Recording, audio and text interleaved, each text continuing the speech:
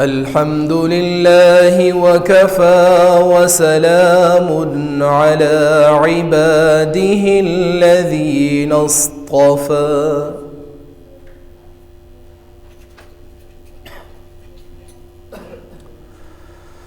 أما بعد فأعوذ بالله من الشيطان الرجيم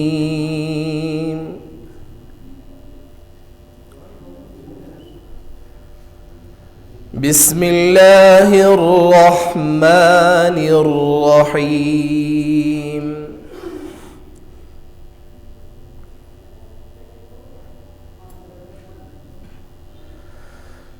ولله على الناس حج البيت من استطاع إليه سبيلا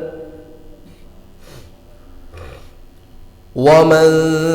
كفر فإن الله غني عن العالمين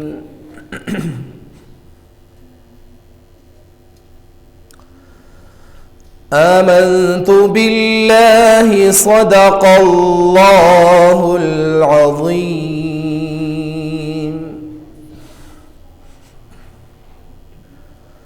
وصدق رسوله النبي الحبيب الكريم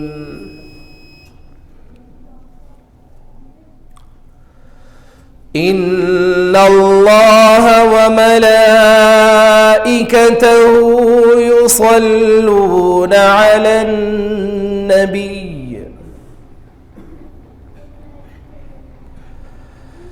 يا أيها الذين آمنوا صلوا عليه وسلموا تسليما اللهم صل على سيدنا ومولانا محمد وأصحاب سيدنا ومولانا محمد وعلى آله وسلم رب اشرح لي صدري ويسر لي أمري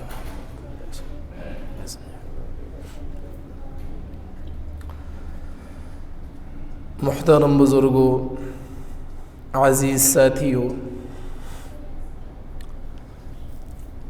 قرآن کریم کی ایک آیت مبارکہ آپ حضرات کے سامنے تلاوت کی گئی ہے۔ دعا ہے کہ اللہ تبارک و تعالی صحیح طرح سے بات کرنے، سننے، سمجھنے اور عمل کی بھی توفیق عطا فرمائے۔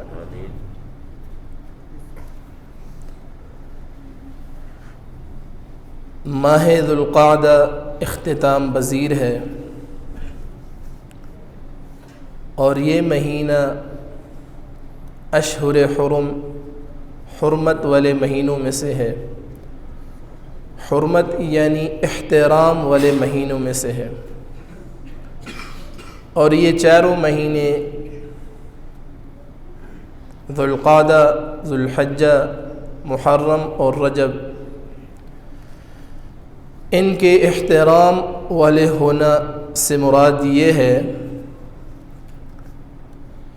کہ ان مہینوں میں عبادات جو ہیں ان کا اجر و ثواب بنسبت باقی مہینوں کے زیادہ ہے اور زیادہ فضیلت ہے۔ یعنی جو لوگ ان مہینوں میں عبادات کریں گے تو باقی مہینوں کی بنسبت اس مہینے میں یا ان مہینوں میں جو اعمال کیے گئے ہیں ان کا اجر و ثواب زیادہ ملے گا۔ اور اسی طرح ان مہینوں میں گناہ کی جو شدت ہے، جو گناہ کا عذاب ہے، وہ بھی زیادہ سخت ہو جائے گا۔ یعنی جو لوگ ان ماہ میں گناہ کریں گے یا ظلم کریں گے تو اس کا وبال اور بھی زیادہ سخت ہو جائے گا بنسبت باقی مہینوں کے۔ تو ان مہینوں میں ہمیں چاہیے کہ بھرپور انداز سے خوب محنت کے ساتھ عبادات کریں، اور اپنے آپ کو گناہوں سے، ظلم سے بچائیں اور کثرت کے ساتھ عبادات کریں۔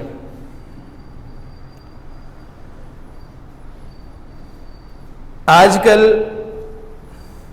کچھ لوگوں کے ذہنوں میں، خاص طور پر نئی جنریشن کے جو لوگ ہیں، ان کے ذہنوں میں بھی عبادت سے متعلق شبہ ہوتا ہے، اور وہ یہ شبہ ظاہر کرتے ہیں کہ اگر انسان کی تخلیق کا، اس کو پیدا کرنے کا مقصد صرف عبادت ہی تھا، تو اس کام کو تو فرشتے بخوبی انجام دے رہے ہیں، تو انسانوں کو پیدا کرنے کی کیا ضرورت تھی؟ سوال سمجھ آئیے آپ لوگ کہ انسان کو پیدا کرنے کا، بنانے کا مقصد اگر صرف عبادت ہی تھا تو فرشتے اس کام کو بخوبی انجام دے رہے ہیں، انسان کو تو پیدا کرنے کی ضرورت ہی نہیں تھی۔ بالکل اسی طرح جب اللہ تبارک و تعالی نے انسان کو پیدا کرنے کا، اس کی تخلیق کا فرشتوں کے سامنے ذکر کیا، تو فرشتوں نے بھی بے ساختہ یہی سوال کیا، یہی کہا کہ اے اللہ، آپ ایسی انسانوں کو، یہ ایسی تخلیق کر رہے ہیں جو دنیا میں فساد مچائیں گے، قتل و غارت کریں گے، ظلم کریں گے، تو ہم تو آپ کی عبادت کر رہے ہیں اور بخوبی کر رہے ہیں۔ اسی طرح بالکل آج کل کچھ نئی جنریشن کے لوگوں میں یہ شبہ ہوتا ہے۔ تو اس شبہ کو سمجھیے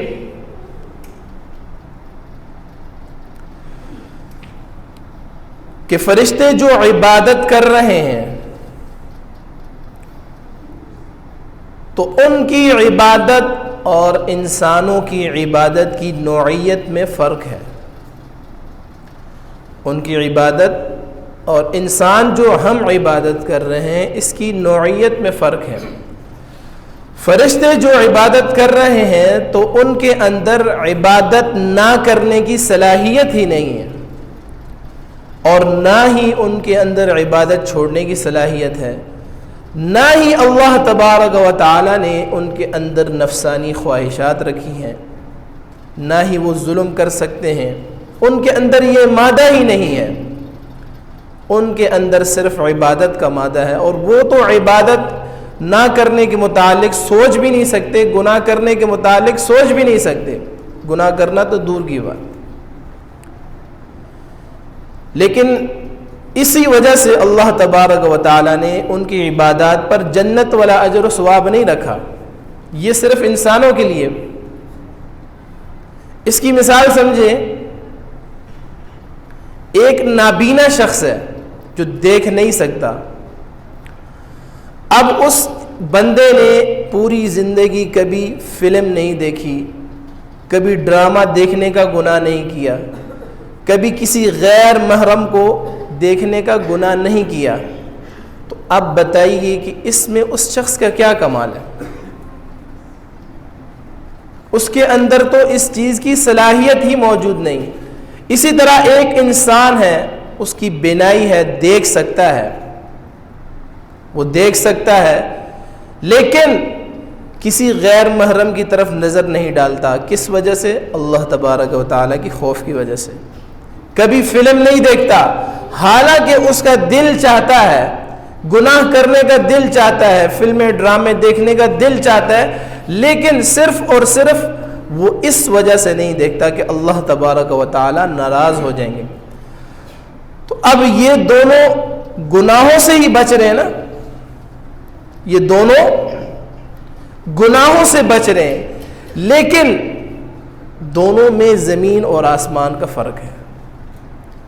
کیسے کہ ایک کے اندر تو اس گناہ کرنے کی صلاحیت ہی نہیں تھی، تو اس کا گناہوں سے بچنا کمال کی بات نہیں ہے، لیکن جس کے اندر یہ تمام چیزیں تھی کہ وہ دیکھ بھی سکتا تھا، فلم ڈرامے دیکھ بھی سکتا تھا، کوئی رکاوٹ بھی نہیں تھی، اس کے باوجود اللہ تبارک و تعالیٰ کے خوف سے، ڈر سے وہ یہ گناہ نہیں کرتا، تو اس کا یہ بچنا گناہوں سے یہ کمال کی بات ہے۔ بات سمجھیں آپ؟ تو اسی طرح فرشتے جو عبادت کر رہے ہیں تو ان کے اندر اللہ تبارک و تعالیٰ نے صرف عبادت کا ہی مادہ رکھا ہے، گناہ کرنے کا مادہ ہی نہیں رکھا، وہ تو گناہ کے بارے میں سوچ ہی نہیں سکتے۔ لیکن انسان جو ہے اس کے اندر اللہ تبارک و تعالیٰ نے نفسانی خواہشات کو بھی رکھ دیا، اس کا دل گناہ کرنے کو بھی کرتا ہے، اس کے اندر گناہ کا داعیہ بھی ہے، ہر چیز اس کے اندر رکھ دی۔ اس کے باوجود بھی اگر یہ اپنے آپ کو گناہوں سے بچائے گا تو یہ شخص باکمال ہے۔ تو فرشتوں اور انسانوں کی عبادت کی نوعیت جو ہے اس میں فرق ہے، اسی لیے اللہ تبارک و تعالیٰ نے قرآن میں بھی فرمایا نا وَمَا خَلَقْتُ الْجِنَّ وَالْإِنسَ إِلَّا لِيَعْبُدُونَ۔ دیکھیں انسان جتنے بڑے مرتبے پر بھی فائز ہو جائے، یہاں تک کہ انبیاء کے مرتبے بھی فائز ہو جائے، تو اس کے ساتھ بھی یہ چیزیں لگی ہوئی ہیں، ان کو بھی بھوک پیاس لگتی ہے، حاجات ان کے ساتھ بھی ہیں، لیکن فرشتوں کو بھوک پیاس نہیں لگتی، ان کو کھانے کی حاجت نہیں ہے۔ اب آپ بتائیں اگر ایک انسان جس کو حاجت ہی نہیں ہے، ایک انسان ہے جس کو حاجت ہے، بھوک لگتی ہے، لیکن وہ اللہ تبارک و تعالیٰ کے حکم کی وجہ سے کھانے کو روک دیتا ہے، روزہ رکھتا ہے،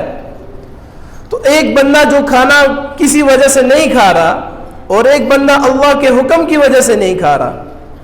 تو دونوں برابر ہو سکتے ہیں؟ نہیں ہو سکتے نا۔ تو یہ اسی طرح ہے، اس بات کو اچھی طرح سمجھ لیں۔ بات قرآن کریم کی جو آیت میں نے پڑھی ہے وہ حج سے متعلق ہے، کیونکہ یہ مہینے حج کے مہینے ہیں۔ جیسے کہ اللہ تبارک و تعالیٰ نے قرآن کریم میں ارشاد فرمایا وَلِلَّهِ عَلَى النَّاسِ حِجُّ الْبَيْتِ مَنِ اسْتَطَاعَ إِلَيْهِ سَبِيلًا، کہ ان لوگوں پر اللہ تبارک و تعالیٰ کی رضا کے لیے حج فرض ہے جو اس کی طرف جانے کی استطاعت رکھتے ہوں۔ وَمَنْ كَفَرَ فَإِنَّ اللَّهَ غَنِيٌّ عَنِ الْعَالَمِينَ، اور یاد رکھو جو انکار کرے گا تو بے شک اللہ تبارک و تعالیٰ دنیا والوں سے بے نیاز ہے، اسے کسی کی فکر نہیں۔ حج کی فرضیت کا حکم جو ہے یہ راجح قول کے مطابق 9 ہجری میں ہوا، اور 10 ہجری میں آپ صلی اللہ علیہ وسلم نے صحابہ کرام کی ایک بڑی جماعت کے ساتھ حج ادا کیا، اور وہ حجۃ الوداع کے نام سے مشہور ہوا۔ اب حج کس پر فرض ہے اور کب فرض ہے اس کو سمجھ لیجئے۔ حج فرض ہونے سے متعلق جامع ترمذی کی حدیث ہے، حضرت عبداللہ بن عمر رضی اللہ تعالیٰ عنہ سے روایت ہے، وہ فرماتے ہیں کہ ایک شخص نبی کریم صلی اللہ علیہ وسلم کی خدمت میں حاضر ہوا اور اس نے پوچھا کہ کیا چیز حج کو واجب کرتی ہے، تو آپ صلی اللہ علیہ وسلم نے ارشاد فرمایا کہ سامان سفر اور سواری۔ قرآن کریم میں بھی ہم نے حج کے متعلق جو شرط پڑھی ہے کہ من استطاع الیہ سبیلا، کہ جو اس کی طرف جانے کی استطاعت رکھتے ہوں، یعنی مکہ معظمہ کی طرف سفر کرنے کی استطاعت رکھتے ہوں۔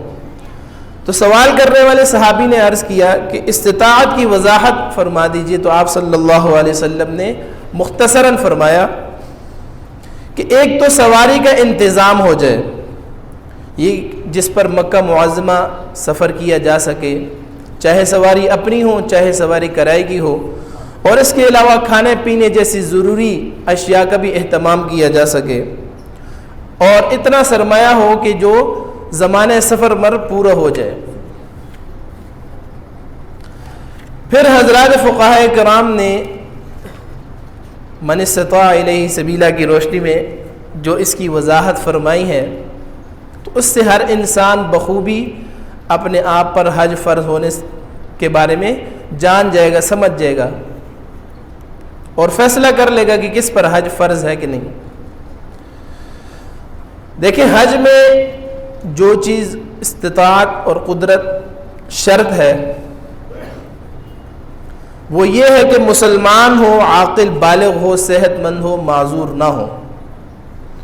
اور اس کی اصلی اور بنیادی ضروریات سے زیادہ اتنا مال ہو جس سے وہ مکہ معظمہ تک سفر کر سکے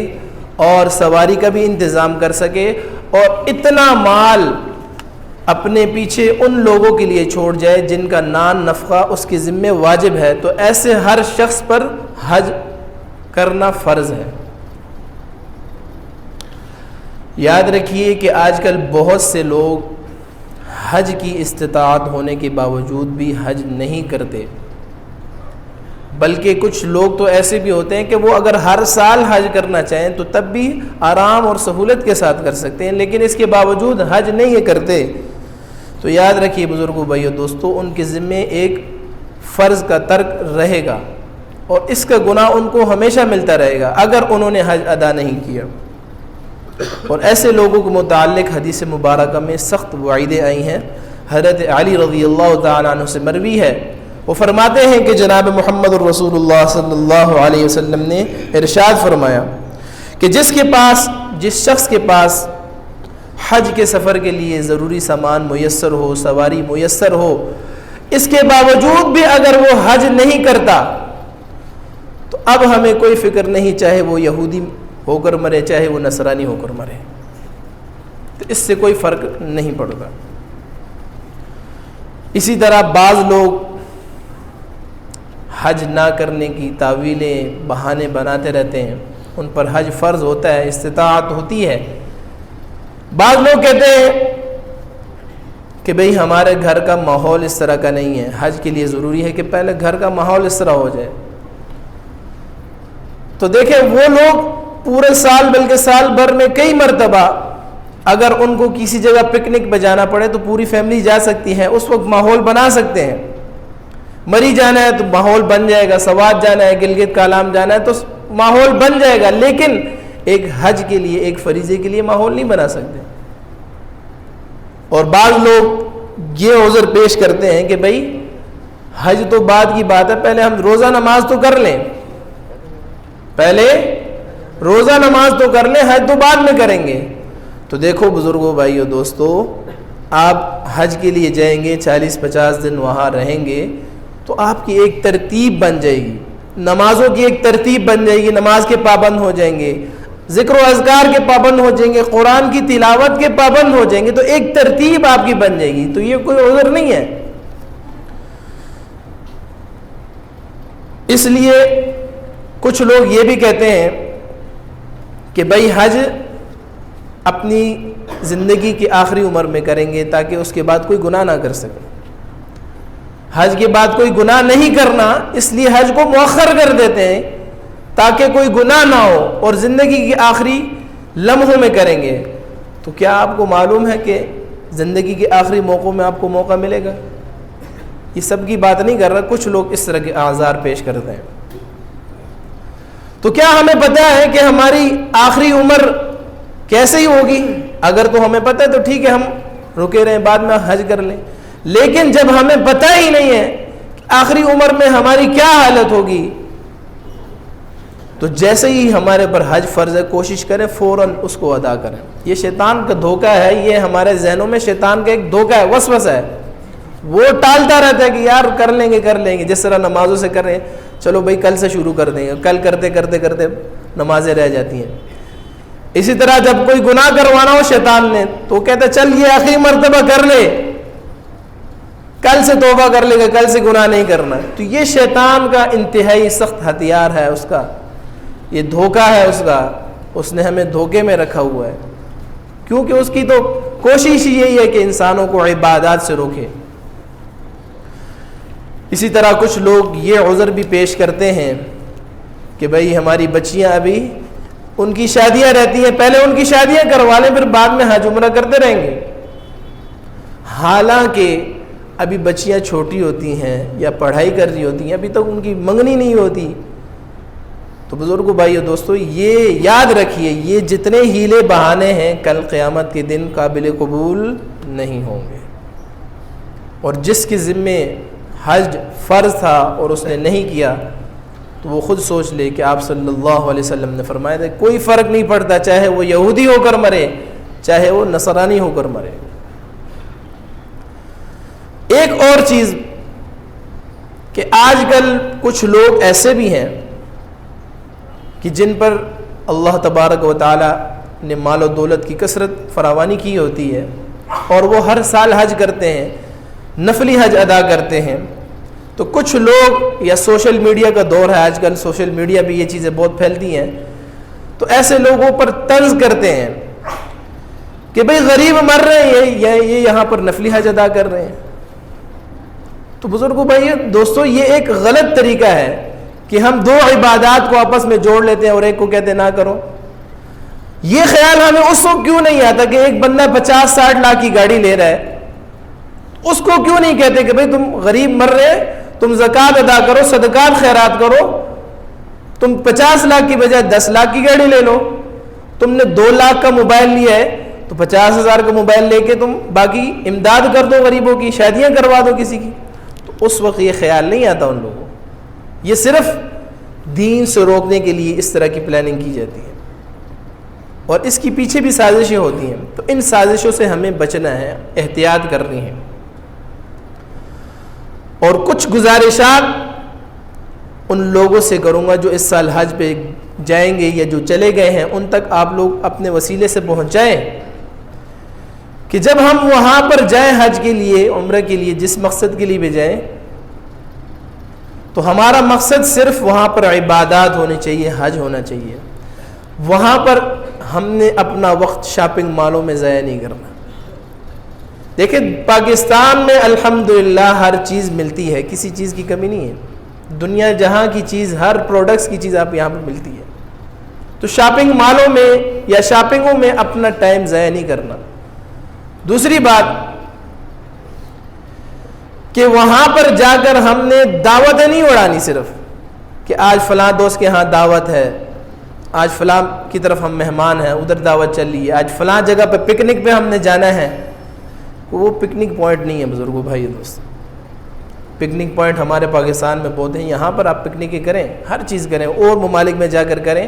لیکن جب حج اور عمرہ کے لیے گئے ہوں تو وہاں صرف عبادت کے لیے جائیں،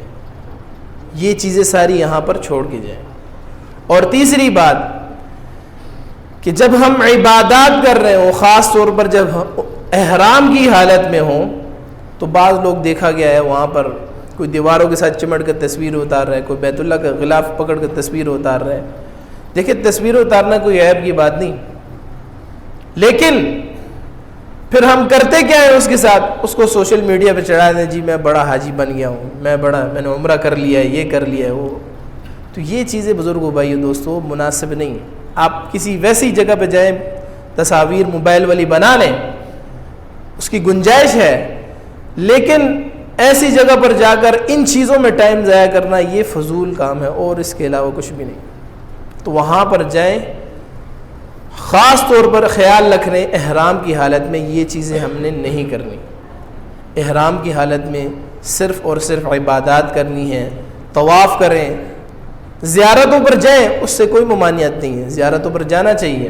لیکن یہ جو پکنکیں ہیں، یہ دعوتیں ہیں، یہ پاکستان میں ہم کر لیا کریں گے، وہاں جا کر ان چیزوں میں وقت نہیں ضائع کرنا۔ تو ان باتوں کو خود بھی مد نظر رکھیں اور دوسروں تک بھی پہنچائیں، ان کو بھی سمجھائیں۔ ہر بندہ کوشش کرے کہ کسی طریقے سے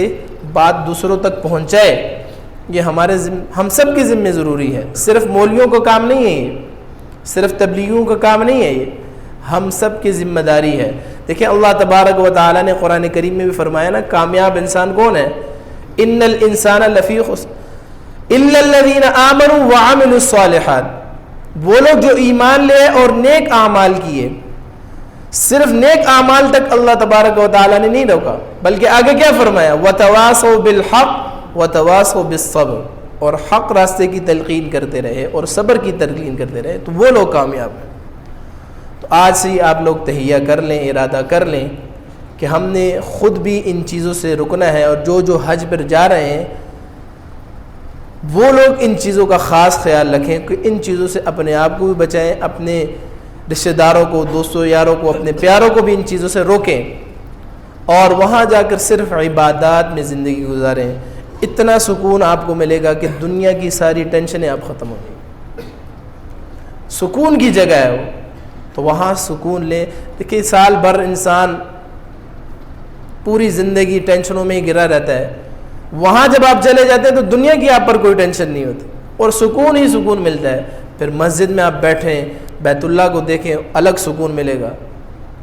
الگ ثواب ملے گا، تلاوت کریں الگ سکون ملے گا،